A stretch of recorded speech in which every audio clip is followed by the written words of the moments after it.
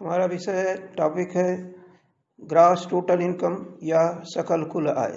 इसके पहले के वीडियो में हमने आय शीर्षक में बताया था कि इनकम टैक्स के अनुसार टोटल जितनी इनकी इनकम कुल प्रकार की एक व्यक्ति की होती है उसके अलग अलग 5 हेडिंग में बांट करके टैक्स लगाया जाता है। तो कौन कौन सी ये हेडिंग होती हैं?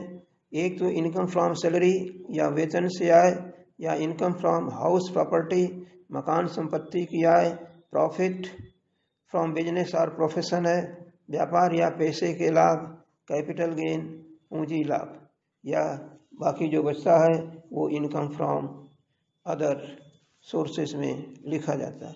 इन सभी 5 शीर्षकों की कर योग्य आय ज्ञात करने के लिए अलग अलग नियम होते हैं, अलग अलग इसमें रूल्स दिए गए हैं, जिसके अनुसार हम टैक्सेबल इनकम सबके कैलकुलेट कर लेते हैं, फिर इनका टोटल करते हैं और ये जो टोटल आता है 5 शीर्षक का, ये आपका सकल कुल आय या ग्रॉस टोटल इनकम या छोटे में जो है GTI इसको बोलते हैं। इसके बाद कुल आय टोटल इनकम, जिसको हम टैक्सेबल इनकम या कर योग्य आय भी कहते हैं। क्या कर योग्य आय है कि 5 शीर्षकों का जो टोटल किया जाएगा उसको हम ग्रॉस टोटल इनकम सकल कुल आय कहेंगे, और इस सकल कुल आय से सरकार द्वारा कुछ टैक्स बचाने के लिए, विनियोग करने के लिए, व्यक्तियों को छूट करने के लिए, प्रोत्साहित करने के लिए ये दिए जाते हैं कि आप उसका अपने इनकम का इन्वेस्टमेंट कीजिए और छूट प्राप्त कीजिए इनकम टैक्स से। तो ये कौन सी धाराओं में छूट मिलती है, जिसको हम सेक्शन 80C से 80U तक, धारा 80C से 80U तक की विभिन्न प्रकार के विनियोग हैं। किसी भी व्यक्ति द्वारा अगर वो जो सकल कुल आय है उस पर अगर वो कर बचाना चाहे तो उसके लिए वो विनियोग करना पड़ेगा, जो आपके धारा 80C से 80U तक उसमें डिटेल दिया गया है। अगर हम कुल सकल कुल आय से 80C से 80U की डिडक्शन या कटौतियाँ माइनस करते हैं या उसमें से डिडक्ट कर देते हैं, घटा देते हैं, तो जो रकम बचेगी वो आपका टोटल इनकम या टैक्सेबल इनकम कहलाएगी, और इसी टोटल इनकम या टैक्सेबल इनकम पर टैक्स लगाए जाते हैं, जिसके अलग अलग दरें अलग अलग प्रकार की करदाताओं के लिए दी गई हैं, जो हर साल ये चेंज होता रहता है। इसके बाद जो मेन पॉइंट हमारा ये होगा, फीचर्स ऑफ इनकम, यानी आय के मुख्य सिद्धांत हैं। आय किसको आप मानेंगे, तो आय किसको मानी जाएगी?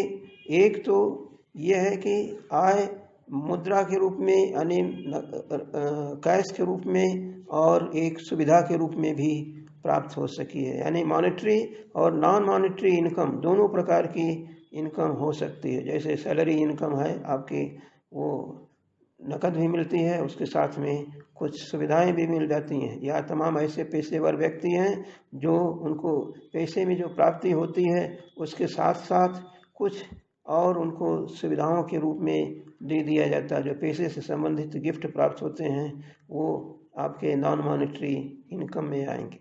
फिर इनकम फ्रॉम आउटसाइडर, कोई भी इनकम बाहरी व्यक्तियों से होनी चाहिए, यानी अपने से ही अपनी इनकम को हम नहीं मानते हैं।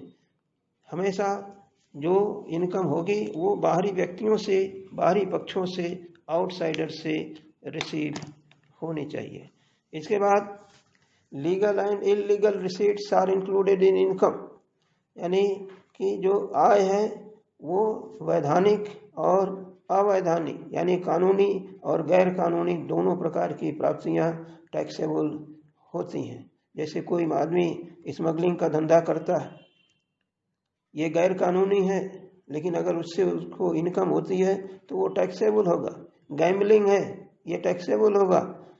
लेकिन रेगुलर ये लीगल का मतलब आप कोई बिजनेस करते हैं, व्यवसाय करते हैं जो कानून के हिसाब से वो मान्य है, तो ये इनकी प्राप्तियां जो होगी ये टैक्सेबल होती हैं। यानी दोनों प्रकार की, लीगल हो या इलीगल हो, वो टैक्सेबल होती हैं।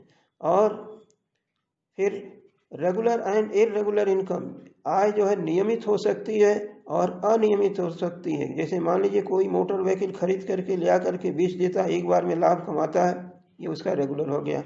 और इसका रेगुलर नहीं होगा, एक ही बार में होगा। लेकिन अगर वही बार बार उसी काम को करता है तो वो आपका रेगुलर इनकम हो गई, समझ रहे। तो रेगुलर और इररेगुलर जो सैलरी इनकम है, जो बिजनेस है, ये सब रेगुलर होते हैं। इनकम फ्रॉम हाउस प्रॉपर्टी, ये आपकी रेगुलर इनकम मानी जाती है। दोनों तरह की इनकम जो है इनकी टैक्सेबल होगी। इसके बाद है इनकम में भी इंस्टॉलमेंट और लंप सम, यानी आय जो है किस्तों में प्राप्त हो सकती है या एक मुश्त प्राप्त हो सकती है, कई बार में प्राप्त हो सकती है। जैसे कोई बिजनेस कराने का, माल सप्लाई करने का ये अनुबंध किया गया और उसमें जो इनको कमीशन मिला वो आपका एक ही बार में रिसीव हो गया।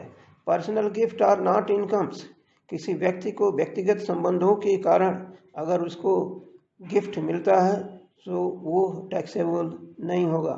लेकिन अगर किसी एक डॉक्टर साहब को, एक वकील साहब को या अन्य ऐसे जो प्रोफेशन में हैं, जिसके प्रोफेशन के कारण अगर कोई गिफ्ट उसके क्लाइंट से, उसके मुवक्किलों से मिल जाती है तो वो टैक्सेबल होगी।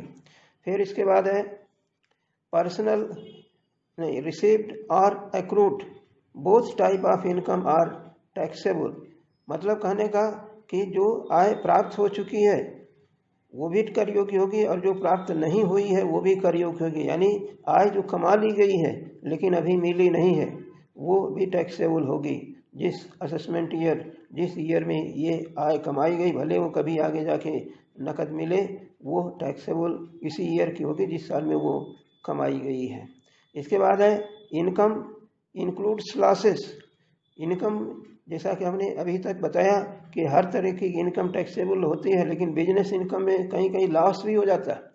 तो अगर वो लॉस होगा, इसी तरीके से कैपिटल गेन में लॉस हो जाता है, तो ये लॉस जो है आपके इनकम में काउंट किया जाएगा या इनकम में मर्ज करके टैक्सेबल इनकम ज्ञात की जाती है।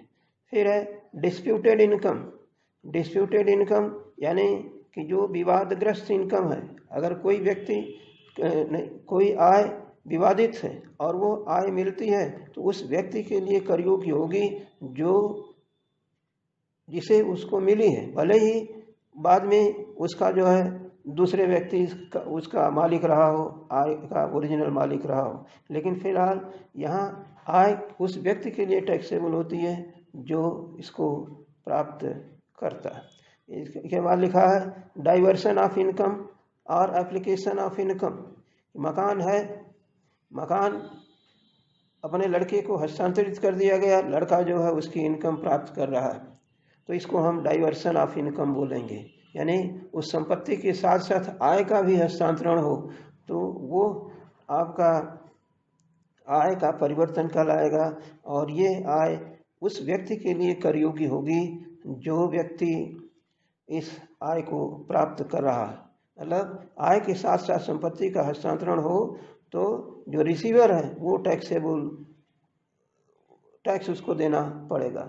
इसके बाद इसमें लिखा है application of income. Application of income का मतलब ये होता है कि संपत्ति का हस्तांतरण नहीं हो रहा, केवल आय का हस्तांतरण हो रहा है। मकान अपने नाम में रखा और किराया लड़के के नाम में वसूल किया जा रहा है टैक्स बचाने के लिए या किसी अन्य कारणों से।